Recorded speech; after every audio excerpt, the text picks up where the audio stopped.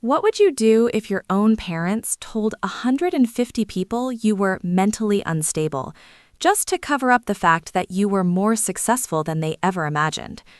Yeah, wild, right? Imagine getting uninvited from a party, only to find out it's being held inside a building you restored. And then boom, your name drops in front of everybody. Phones out, faces frozen, lies exposed in real time. But here's the real question. What hits harder? Being erased for 10 years, or watching the people who erased you clap when the world finally sees your worth? This isn't just family drama. This is about what happens when the invisible kid stops playing small. So if you've ever been cropped out, talked down on, or treated like the extra in your own story, yeah, this one's for you. Hit like, smash that subscribe button, it's all love. And let's get into the story that had a whole room dead silent. Let's go. 3 weeks ago, my parents sent me a text. Not a call, not even a fake, "Hey sweetie, can we talk?" Just a text. "Please don't come to the anniversary party. It's mostly high society guests. We don't want awkwardness." Awkwardness. That's what they called me. Like I was some weird stain on a white tablecloth they forgot to bleach out. And look, I'm not new to being the invisible daughter. 10 years. 10 Christmas cards without my face in them. 10 years of being introduced as, "This is our other daughter. She works with old houses or something. Like I collect dust for a living." But that text, that one hit different. Because this time it wasn't passive-aggressive silence. It was intentional erasure. So I stayed home. I made pasta, cheap wine, Netflix humming in the background. And I told myself I didn't care. But when your own parents basically RSVP no to your existence, that stuff crawls under your skin. Then my phone rang. Vivian. My sister never calls unless she wants something or needs someone to blame. I let it ring twice, 3 times. Then I answered. "What did you do?" she demanded. No hello, no how are you, just straight accusation. "What are you talking about? Why didn't you tell us?" "Tell you what?" She was breathing fast. I could hear music in the background, laughter, crystal glasses clinking. "The party." Then she said it. "The news. Mom and Dad just saw it. Everyone here saw it." That's when I knew. The announcement had gone live. And the timing? Chef's kiss. But let me back up, because this didn't start 3 weeks ago. It started 10 years ago. I grew up in a house that looked perfect from the outside. Country club membership, matching SUVs in the driveway, the kind of family that measured success by how loudly the neighbors whispered about you. My sister Vivian, golden child. Pretty, polished, married a Goldman Sachs guy with teeth so white they practically glow in the dark. 6-bedroom colonial, Wellesley zip code, weekly brunches where everyone says summering instead of vacation. And then there was me. I chose architecture, not the flashy skyscraper kind, historic preservation, saving old buildings from being bulldozed by developers who want another glass box with a Starbucks on the ground floor. I crawl through attics, I fight mold, I restore doors from 1870 with my own hands. My dad once said at Thanksgiving, in front of everyone, "When you get a real career, we'll talk about putting you back on the Christmas card." Putting me back, like I'd been digitally deleted. And yeah, I was cropped out of my sister's wedding photos online. Composition looked cleaner, my mom said. Cool. So for years, I stopped trying. Didn't argue, didn't beg, didn't post achievements. I just worked. 3 years ago, I got the call. Whitmore Estate. 150-year-old mansion in Massachusetts, scheduled for demolition. Developers wanted the land, Historical Society gave up. Game over. Except it wasn't, because I walked into that board meeting with a proposal so tight, so detailed, it made grown men in suits sit up straight. I didn't just show them blueprints. I showed them history. I showed them why erasing a building is like erasing memory. They approved $12 million. 12. And I lived inside that project for 18 months. Sunrise to midnight, hand sanding oak doors, tracking down artisans who still know Victorian plaster like it's a dying language. That building became mine. Not legally, but spiritually, emotionally, every inch of it had my fingerprints. And guess where my parents booked their 35th anniversary party? Yeah, Whitmore Estate, the building I saved. They had no idea, because I never told them. Not out of secrecy, out of self-preservation. Why explain your life to people who already decided it's unimpressive? Fast forward to the week of their party. Heavy cream envelope in my mailbox. American Institute of Architects seal stamped in gold.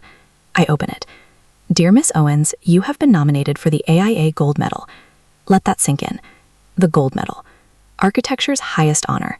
Same award given to literal legends. And the announcement? Scheduled to go public the same night as my parents' anniversary party. You can't make this up. So when Vivian called screaming, "You blindsided us," I just laughed. I didn't blindside anyone, I said. I just stopped shrinking. Back at that party, phones were buzzing. Guests pulling up Architectural Digest. My face, my name, my project, Whitmore Estate. And someone asked my mom, "Isn't that your daughter?" And she tried to say it was a coincidence. Same last name, different Owens. Ma'am, it literally mentions growing up in Wellesley. Then Margaret Caldwell, executive director of the National Trust, steps into the center of the room, the one my parents invited to impress, my mentor. And she says, calm as ever, "The architect who saved this estate is Colette Owens." You could hear the oxygen leave the room. She talks about my research, my restoration, my leadership, and then she adds, "Strange she isn't here. I spoke to her yesterday. She seemed perfectly fine." Boom. My mom had been telling people I was mentally unstable. That's why I wasn't invited. Not kidding. Mental health issues. Couldn't function. Well, I was leading a multi-million-dollar restoration. You can lie, but lies don't age well. They rot. And that night, everything rotted in real time. Vivian's friends started connecting dots. Bradley, her husband, started asking questions. My dad's judge friend suddenly wasn't so eager for golf invites. Image matters to people like my parents. And their image cracked. At 8:12 p.m., I put on the navy dress I'd been saving for someday. Guess what? Someday showed up. I drove 45 minutes to Whitmore Estate, walked up those oak doors I restored by hand, ran my fingers across the grain, and stepped inside. Silence. 150 people. And someone whispered, "That's her." I didn't yell, didn't cry, didn't make a scene. I just said, "I know I wasn't invited, but this building is my work, and I deserve to stand in it." My dad tried, "This isn't the time." I said, "It became the time when you told people I was sick instead of successful." Margaret walked over, put the official grant letter in my hands. $500,000 restoration project for the governor's mansion.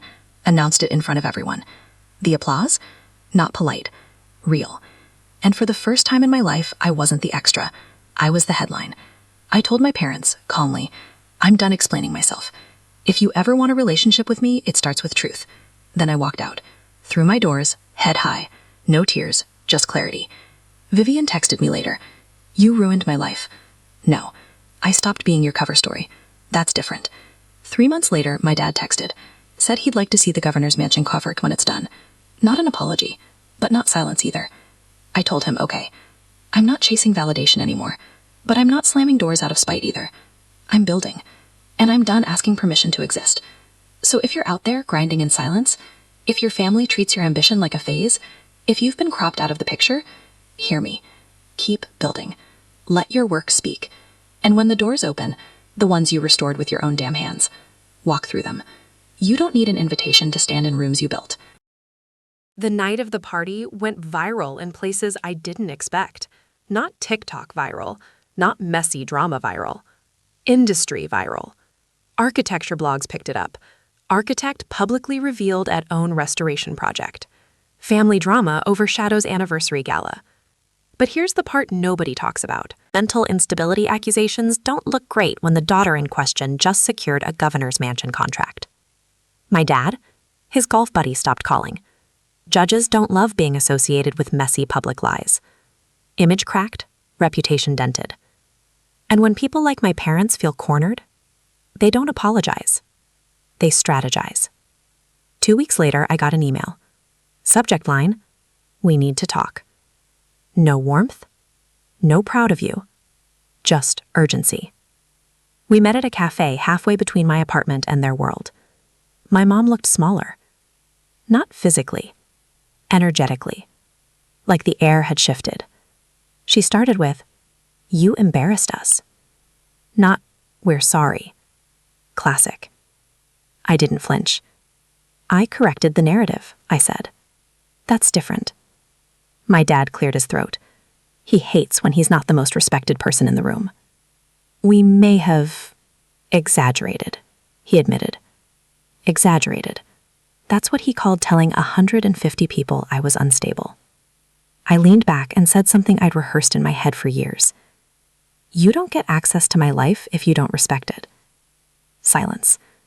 That was new.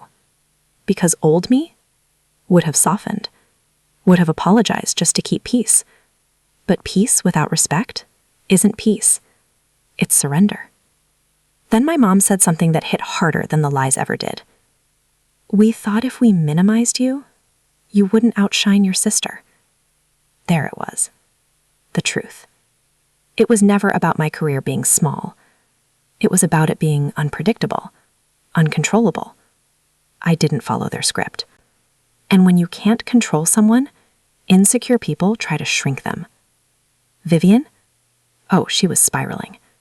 Her husband, Bradley, started asking questions about money. Turns out my parents had invested heavily in his startup. Translation, they were financially tangled. And once their social reputation dipped, investors dipped too. The golden child shine faded real quick. Vivian called me one night crying. You couldn't just let them have their moment, she said. I almost laughed. 10 years of being erased. And I'm the dramatic one? No, I said calmly. I couldn't. That was the first honest boundary I ever gave her. And here's the wild part. After that cafe meeting, my parents didn't contact me for 6 weeks. No texts, no guilt, nothing. For the first time in my life, I wasn't orbiting their approval. And it felt quiet, peaceful. Then came the governor's mansion reveal event. Bigger crowd, bigger press, bigger stage. And guess who showed up? My dad. Front row, alone. No mom, no Vivian, just him. When I finished my speech, he stood up, clapped first. It wasn't dramatic. It wasn't movie-level redemption. But it was real. Afterward, he walked up to me, didn't hug me, didn't overperform emotion. He just said, I was wrong. 4 words. That's it. But when someone who's never admitted fault says that, it lands. We're not magically healed. We're not posting matching holiday photos. But something shifted. And here's the lesson nobody tells you. Sometimes success doesn't bring revenge. It brings clarity. I didn't win because they were embarrassed. I won because I stopped needing them to understand me. Vivian and I, still distant. And that's okay. Not every relationship is meant to survive your growth. Whitmore Estate is now booked solid for 2 years. The governor's mansion project broke ground last month. And me? I sleep fine. Because I'm no longer shrinking to fit someone else's narrative. So if you're waiting for family validation, stop. Build anyway. If they clap, cool. If they don't, clap for yourself. Part 1 was exposure. Part 2 was boundaries. And part 3, that's about what happens when they ask for something back. If you want that chapter, like the video. Subscribe if you're done dimming your light. And drop no more shrinking in the comments if you're stepping into your full power this year. Because trust me, the next part, it flips everything again.